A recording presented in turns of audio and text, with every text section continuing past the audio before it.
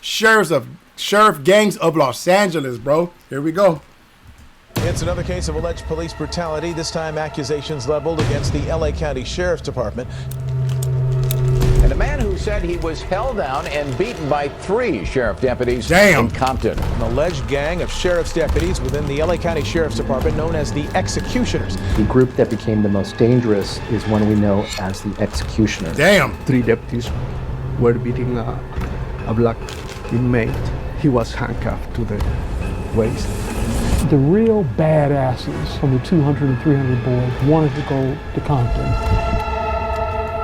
So I heard of the Executioners. I know that gang. But I never heard of the 200, 300 boys, bro. Damn. My boy Tom. Hey man, shout out to Tommy G, man. He went from investigating gangbangers to investigating the police, bro. Let's get it. Today, we take you inside the world of the LA Sheriff gangs, groups who have names like the Executioners, Vikings, Jump Out Boys, and Regulators. These men in uniform have been accused of everything from beatings to planting evidence to murder, robberies, and kidnapping. Now, these deputy cliques have long been an open secret in Los Angeles, but to those outside the LA bubble, the reality is shocking. To investigate this properly, we assembled an expert cast of characters, starting with John Sweeney, the legendary attorney. Hey guys, just so you guys know, to become an executioner, a part of the sheriff's department, to be getting that gang, you have to actually, you know what I mean? You gotta off somebody, bro, like a person, bro, to get into that crew. Just so we're all on the same page.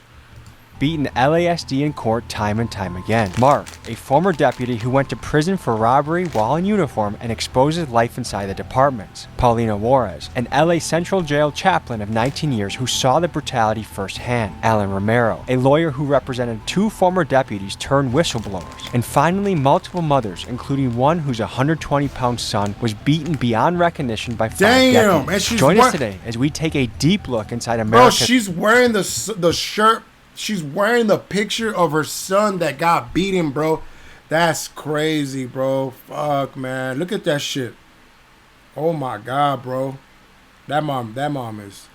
That's crazy, man. Including one whose 120-pound son was beaten beyond recognition by 5 deputies. Oh Join us God, today bro. as we take a deep look inside America's largest sheriff office and the gangs that hide within its walls. Ladies and gentlemen, we have quite an investigation for ourselves this morning. And to me, this is a time to be in tip-top shape, mental focus, and clarity. There's an interesting supplement out there from the resin company called Himalayan Shilajit. And Google this for yourself. I mean, you can find it in WebMD, NIH, studies out there that this increases male enhancement, stamina, mental clarity, and focus. And this is what I do with it. I glob it up. Come on, Tommy G. We don't knock it off with that bullshit. We ain't trying to take that shit.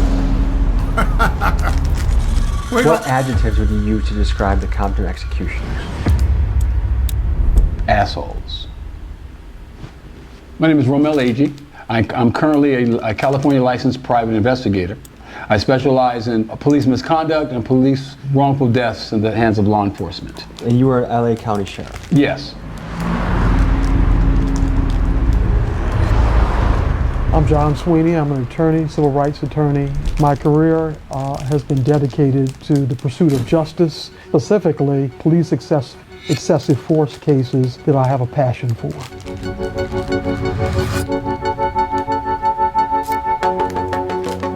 In the mid to late 90s, the Sheriff's Department took over control of the policing in Compton in the year 2000. Alan Romero is a lawyer who has represented 2 deputies who tried to blow the whistle on the Compton department. One of them was Officer Art Gonzalez, a Marine Corps veteran who spoke out against the executioners and was met with death threats. The other was Captain Larry Waldy, who says he was targeted by his fellow officers after he made it known within the department that he opposed the executioners. So what happened is you had some competing groups who were going to try and control the station. The group that became the most dangerous is one we know as the Executioners.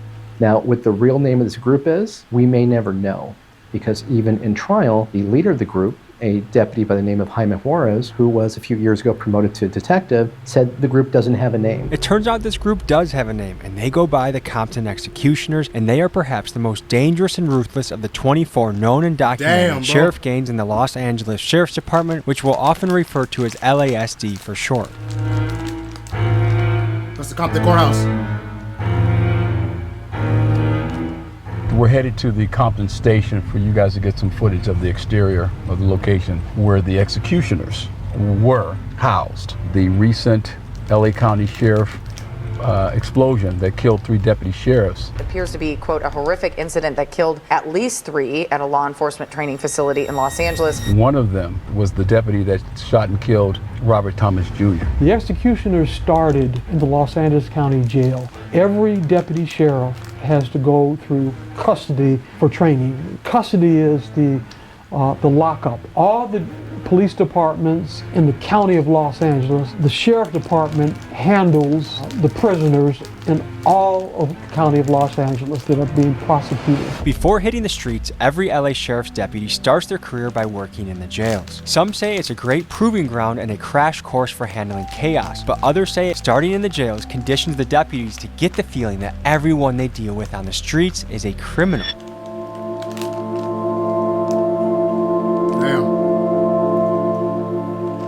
Brother was killed in Pensions Detention Center March 3rd, 2017. They had originally told me that he had a seizure. He fell off a top bunk and then was pronounced dead. Did he have a history of seizures? No. As the time went on, I went ahead and got my own feeling that something wasn't right. So I did my own homework, found out that it wasn't a seizure, that he had been beaten to death in Wayside Detention Center. They said they didn't have any pictures. And I said, that's odd. So then at the end, I got all the pictures and that showed all the details. And what did you learn when you saw the pictures? That his teeth were kicked in, he had, looks like stab wounds, puncture wounds, and a lot of the details in the autopsy report, like broken ribs and stuff, it kind of made sense after. Fuck, man. When you talk to gang members in Los Angeles and you say, oh, you're part of a big street gang, they say, are you kidding me? That the cops, the sheriffs are the biggest gang of all. The only difference is that they have uniform. Our next witness, Paulina Ward, served as a chaplain inside Men's Central Jail for over 15 years. Central Jail is widely regarded as the most notorious lockup in Los Angeles and a critical piece of territory for the LA Sheriff gangs. In 2025, it's already on track to become one of the deadliest years on record, with 26 inmates losing their lives so far. And after a long career inside the Central Jail, Paulino can speak on things that few other people can.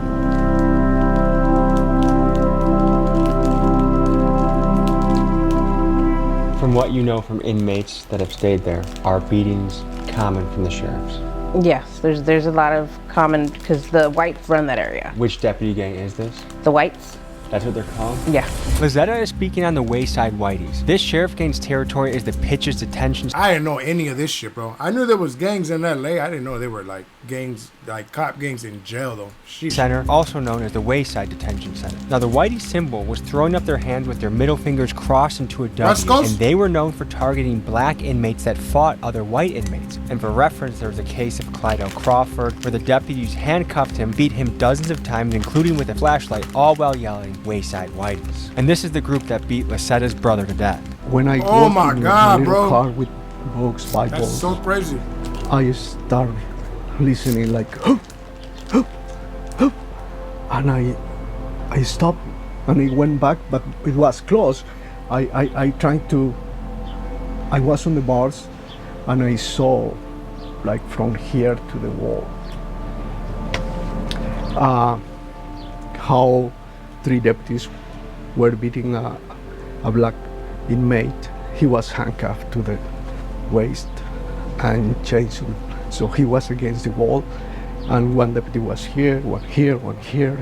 They were beating oh my until God, bro. finally he was, please stop, stop, and he followed on the cement with the head.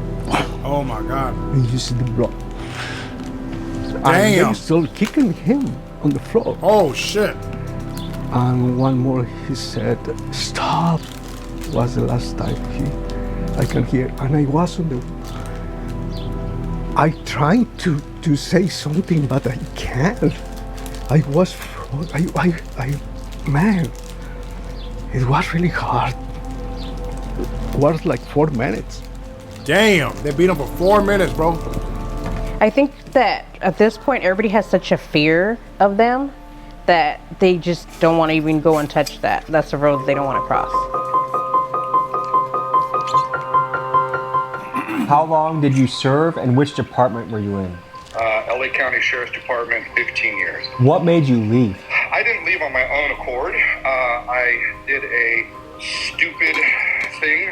I was convinced to do something for the greater good of someone else, and it led to my arrest, where I got 7 years in the federal prison system. I did about 5 on good time credit, and 1 year of halfway house for Second Chance Act, and I got home early. Are you able to say what you got arrested for? Me and some co-conspirators decided to do a fake search warrant on a medical marijuana distribution center run by the Vietnamese mafia. We did a full-blown robbery, and we were caught by the feds shortly after. Damn, bro. These motherfuckers was doing some scheming ass shit, bro. Hey, bro. No cap, bro. In LA, bro, the cops are known for this shit. They're all known for this shit, bro. Like, we already know this shit. We all know that like, they're dirty and shit. It's crazy because now, like, the world's starting to find out now, man. All late, but, hey, better late than never, right? Staff or deputies in the sheriff's department, you're stuck in the jails, and almost everyone stuck in the jails at the beginning of their career for 2, 3, 5, 8 years wants to get out and patrol, because that's where they feel where the action's at, and that's where they feel the best career path for them is. And those deputies there started a gang called the 200 Boys and the 300 Boys. They were violent with these inmates. They beat, they planted evidence on them. They did all kind of horrible, nefarious things with them. After you rotate out of custody, you're asked what station you want to be assigned to, and the real badasses from the 200 and 300 Boys wanted to go to Compton. Damn, they want to go to Compton, bro? Where they originated, as far as being all the executioners. This is where they operated from and out of. Are these guys still active? No, they've spread them out. They've sent them to different locations. So if I go in there and talk to them and say, hey, sir, I'm in an active investigation, I'm gonna need you to comply with me right now. You can try. Sheriffs are no joke, okay? They're no joke. They're mad at a lot of people, okay? Especially if you go in there talking about the executioners. I feel a little nervous with all the stories. Tommy's about to go in there. Hey, dude, shout out to Tommy, bro. He don't be giving a fuck, brother. Where'd you find this? He went to the police station to confront the sheriffs. My boy is tripping for this one, bro. If it was me, bro, they would have whooped my ass, bro. He could do it, man. But how are ya? Good, man. Looking to do a little interview. Do you have a press contact here? Let me go talk to We have a little investigation we're looking for help with. Okay. What's the investigation? It's about the Compton executioners. I don't know if the station's gonna have specific stuff. It's some of the known associates actually happen to have resided in this building. I don't know if you've seen anyone. They have the skeleton tattoos with the AK-47s and then the Nazi helmet. I know nothing about it, man. Have you been in their presence at all? Like, ever been with any of the known members? I have no idea. Okay, it's an active investigation, so. So far, we've mostly heard from the victim side of the story. And aside from Mark, it's been nearly impossible to land an on-camera interview with a current or former Los Angeles sheriff. However, I did speak with a couple off-camera, and here was their perspective. Every day, they go out and risk their lives against legitimately dangerous gang members who rob, shoot, and terrorize neighborhoods. And they say this: we enter the danger zone to take the fight to these bad guys. And yes, sometimes we get rough, but these are rough, dangerous people we are dealing with. And one surprising thing they also said is that the so-called sheriff gang cops are not the worst of the department, but the best, the bravest, because these guys are the ones most willing to go down and face the most dangerous guys on the street. And while this doesn't excuse the crimes of the sheriff gangs, it did give me an interesting perspective to think about from the other side of the coin. Damn, bro. All right, now we're at the scene of Avery Cody Jr., where another murder by the LA Sheriff's Department occurred. There's this young man named Avery Cody Jr. On July 5th, 3 o'clock in the afternoon, they were walking to a McDonald's to have lunch, and they were on their way back at a very busy intersection. They were caught on video of this Winchell's donut stand walking to the McDonald's. After they finished their lunch, they walked back down the same direction that they came from. There was a don't walk hand up, and they look to their left, and there's a Crown Victoria clear sign that is an undercover police vehicle. and it was 2 deputy sheriffs in there. The kids decided just to backtrack 2 feet and wait for the light to turn green. And the officers, for no reason whatsoever, got out of the car and told them to come to the car, and they started to search them, and then Avery takes off running and he angles out into the street, and then he's picked up by this camera again, and then you see this officer run after him and then stop about right here and gets into a crouch. He raises his gun and fire. Hits him in the back, and Avery, little Avery, falls in that center median right there, dead. Although I have no evidence that the shooting officer was doing anything to get into a gang. I didn't know at this point whether or not there was a gang. But with this series of shootings, I suspected that a gang existed. Sheesh. So fucked up, man. My name is Vanessa Perez. I'm the mother of Joseph Andrew Perez, who was severely beaten by Los Angeles County Sheriff's Department July 27, 2020. The sweatshirt you're wearing has an extremely brutal and disturbing photo on that. Can you describe what we're seeing? This is a photo from the Los Angeles County Sheriff's Department that they took in the hospital after they beat my son. They're seeing my son after he was punched 121 times. Do you know how many officers were beating him at the same time? 7.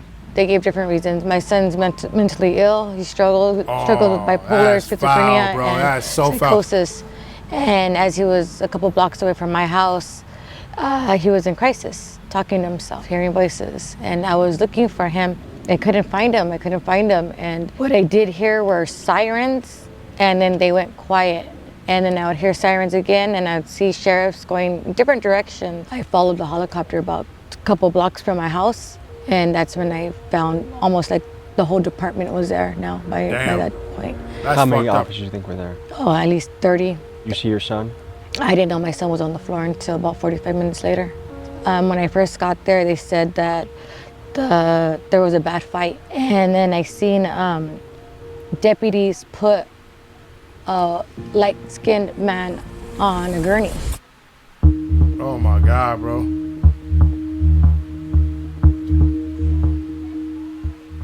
Under Section 186.22 of the California Penal Code, a criminal gang is described as an organization of 3 or more people that have a common name or symbol, have a pattern of committing crimes, and they do this either alone or together. And it seems clear to me that these sheriff gangs would indeed be looked at as criminal gangs under California law. Which brings me to the question of why haven't any of these groups been charged under the RICO Act? After all, that's what would happen if the Blood Serranos or the Hells Angels did the same exact things these cops are doing. This seems to be a serious double standard of justice. Tell me what you guys think in the comments.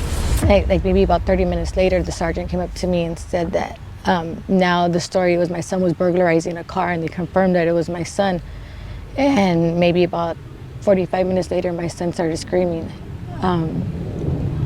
He was screaming, why did you do this to me? Why? And he had to go back to being quiet. And then that's when I knew that was my son. Mark, were you in a sheriff gang? Was I? I was not. At one point, I was at Century Station where the regulators were at. Go on. Within these departments, how common was it to be part of a sheriff gang? It's like a secret.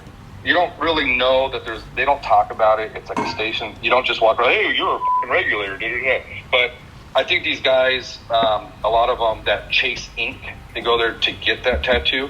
Once they get it, they feel super proud or whatever it is. And it could be raining and 50 degrees and they're wearing shorts and flip-flops so they could show their tattoo loud and proud. It's like, come on, dude, really? Have you ever attended an inking party? Now, usually at the off-training parties, when a group of guys get off training at the station, that's usually when there'll be their inkings are done at that same time. It's not done there. It's done afterwards. It's done usually in a dude's house or something to that effect. But I haven't been able to go to one of those myself because I wasn't invited to be getting the ink. But I know a lot of guys that did. Folks, the truth about the violent behavior you are hearing about is that within these departments, violence against civilians was not only encouraged, but celebrated. For example, Officer Larry Waldy testified that the Compton executioners actually held a party at a restaurant to commemorate a deputy-involved shooting. Another way violence was celebrated: when a deputy would commit violence or murder against a citizen, they would sometimes host an event giving the man responsible a tattoo, which to me, it makes these deputy cliques sound no different than a common street gang. Damn, bro. So there are significant legal barriers to investigating and holding officers like Jaime Juarez and the rest of the executioners accountable. One of the primary barriers is the fact that you have to get someone within the department to stand up and be a whistleblower. That's going to 100% destroy their career, and they have to. Bro, nobody's about to be snitching on these guys. You know how dangerous they are, bro. They will put you. They will make your life a living hell, bro. Cops in LA do not play, bro. These motherfuckers are dangerous, bro. It ain't that easy, bro. To know that at the point. And we had some really brave people. We had Larry Waldy and we had Art Gonzalez come through and do that.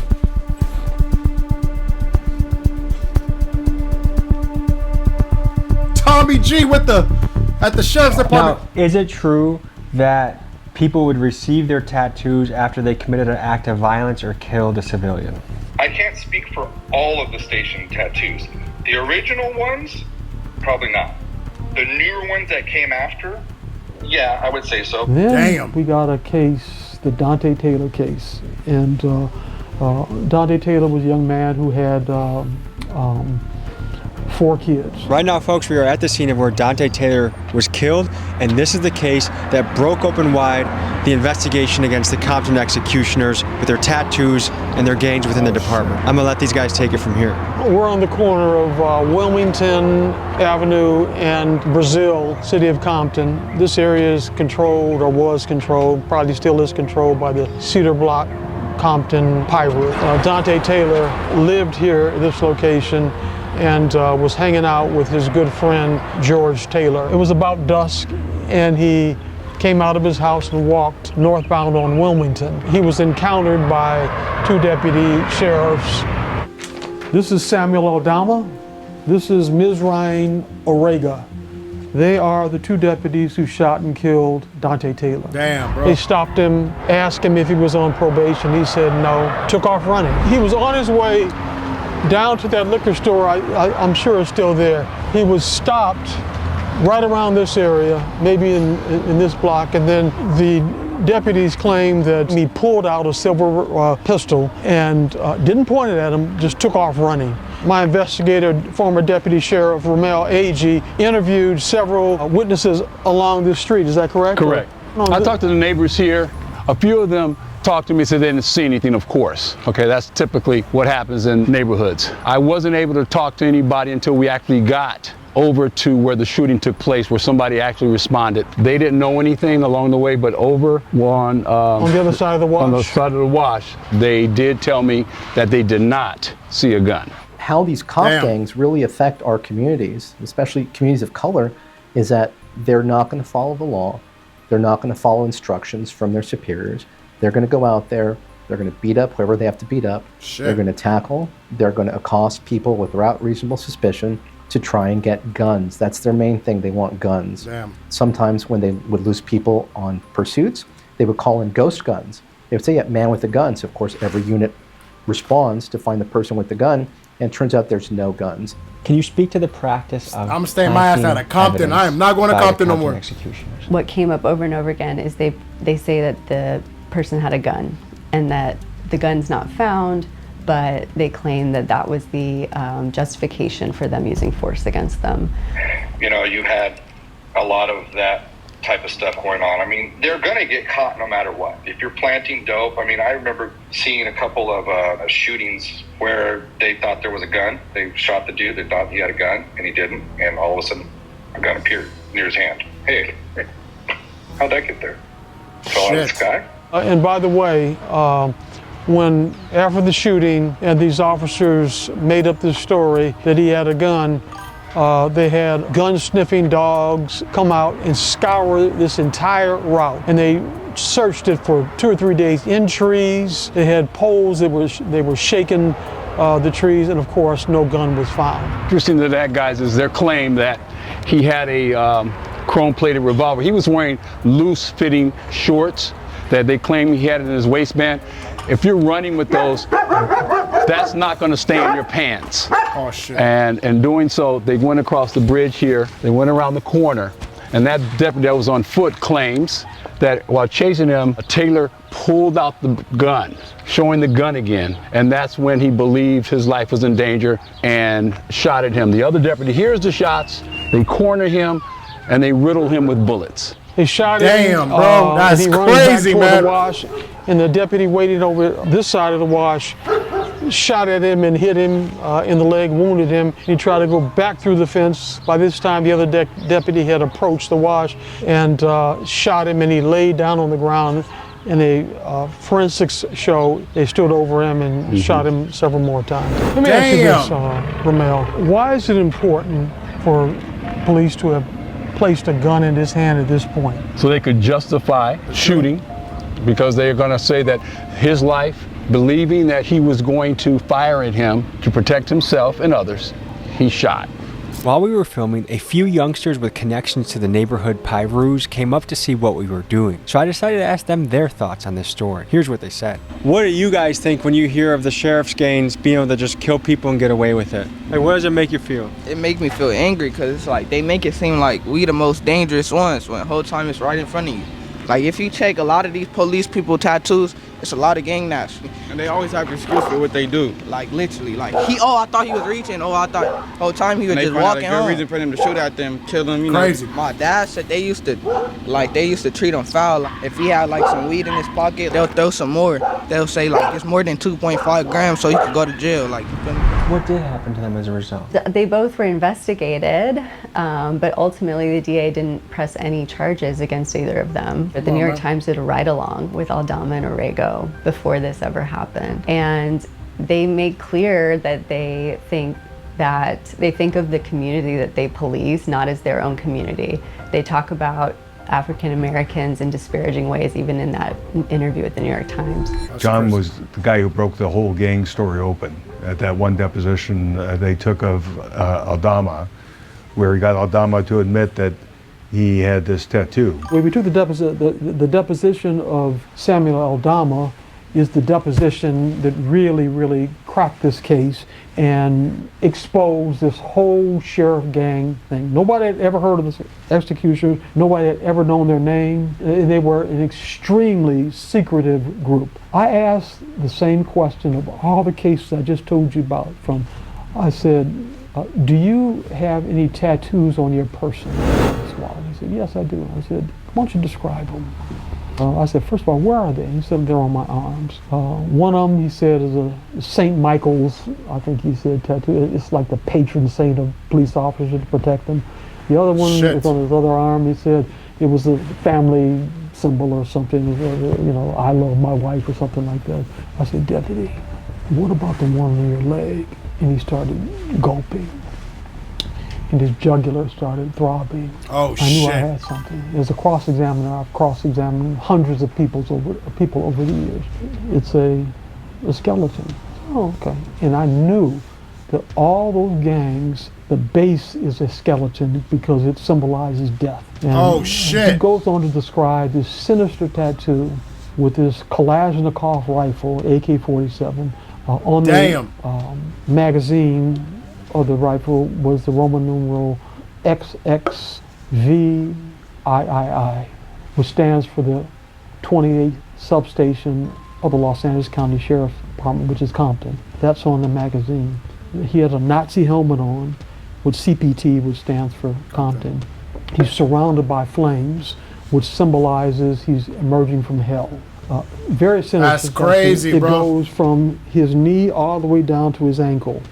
That is the first time it was revealed to the public that there was a sinister gang within the city of Compton. I mean, I think when anyone sees these tattoos, you wouldn't believe that this would be on a police officer's body, especially with a Nazi helmet and flames. And as someone who grew up thinking of the police as the good guys and the very Hollywood idea of the police as the good guys, I was shocked when it became clear that this was not a one-off, a rogue deputy. This was a part of a pattern and practice. They shared the tattoos and they were sequentially numbered. It was shocking. Crazy shit, man. You might be wondering how many Compton deputies are tied to the executioners. Inside sources estimate that of 100 officers at the station, about 20 are inked members and another 20 are prospects or close associates. That's nearly 40% of the station. And for perspective, even during the height of the Catholic Church's scandals, only about 6% of the priests were implicated in wrongdoing. To put this another way, imagine calling 911 in Compton and having a 40% chance that a gang member in uniform shows up to the scene. That's crazy. Make you think that these guys in broad daylight, after the beating or the killing of a citizen, are having beers, getting tattoos, and celebrating together. Fuck, man, that's fucked It's up. the biggest gang in America. Now, do you know the names of the deputies involved in this beating? Yes. Can you say them? Yeah, Sean Merrick, Abraham Rivera, Jake Adamo, Sebastian Pombal, Vincent Rodriguez, Paul Sedana. Did any of these guys get in trouble? Bro, she just called out every single person that hit her damn son. That I don't know if he. They didn't say if he passed away, but dude, she remembers them. She hates them dudes, bro. No cap, bro. She hates those cops, bro. Not that I'm aware of. A write-up. Not that I'm aware of. They all played the victim. They, in the police reports, they paint a narrative as if my son was Rocky Balboa in his prime, Mike Tyson. You know, every deputy claims that he beat up each deputy.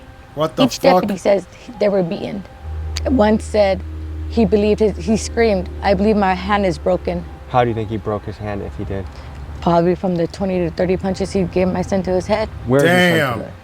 My son right now is incarcerated. Go to PC 69 when you are charged, when the cops charge you for beating them up.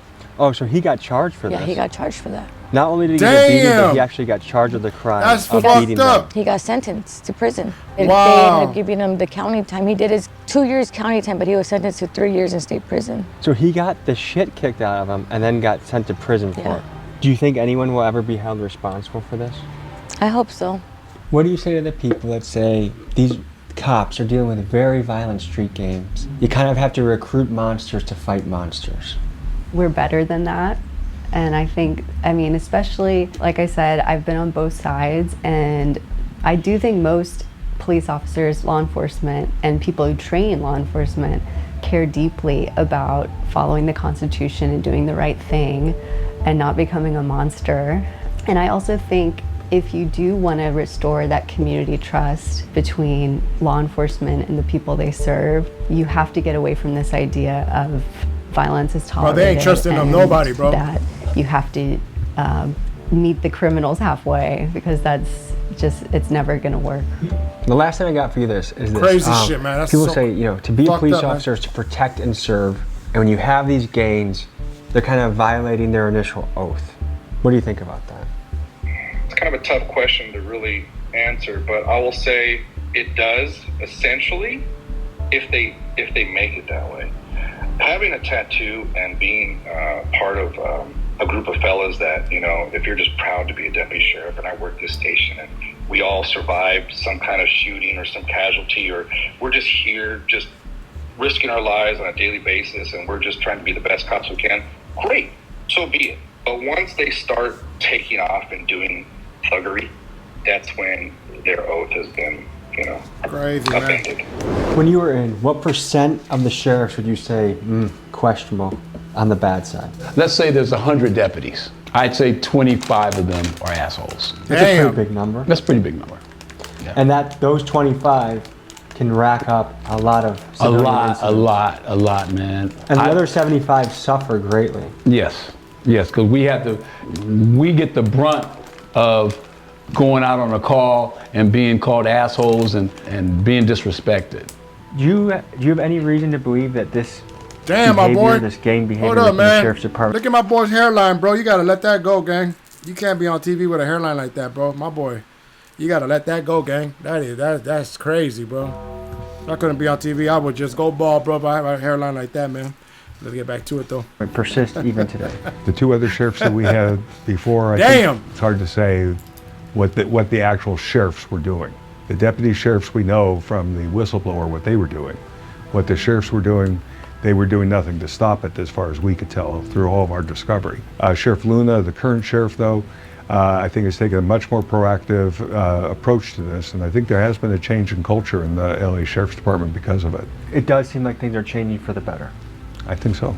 Some people wonder if these sheriff gangs are still happening today, and it depends on who you ask. Some say that the current sheriff, Robert J. Luna, is taking strong action to snuff out LASD gang activity, and that may be so. But just in the news this month, a crazy story broke. Just into the newsroom here at 6, shocking allegations against a former police officer now accused of kidnap for ransom. The short of the story is that a group of LA cops were hired by these sort of crypto warlord characters to kidnap and forcibly rob rivals for sizable crypto thefts. To me, if officers representing the department are kidnapping teenagers to steal from them, I suspect that the citizens of Los Angeles still harbor a bit of fear that the sheriff gangs are currently in action.